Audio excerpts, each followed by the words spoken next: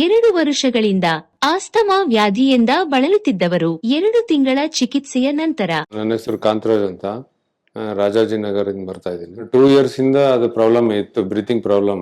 ಮೊದಲು ಇನ್ಹೇಲರ್ ಎಲ್ಲ ಯೂಸ್ ಮಾಡ್ತಾ ಇದ್ದೆ. ಬ್ರೀತಿಂಗ್ ಮೊದಲು ತುಂಬಾ ಹೆವಿ ಅನ್ನಿಸ್ತಾ ಇತ್ತು. ಬ್ರೀತಿಂಗ್ ಪ್ರಾಬ್ಲಮ್, ತುಂಬಾ ಉಸಿರಾಡಕ್ ತುಂಬಾ ಪ್ರಾಬ್ಲಮ್ ಇತ್ತು.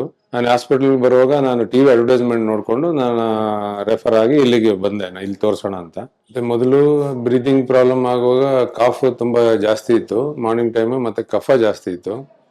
ಟ್ರೀಟ್ಮೆಂಟ್ ಆದ್ಮೇಲೆ ಅದೆಲ್ಲ ರೆಡ್ಯೂಸ್ ಆಗಿದೆ.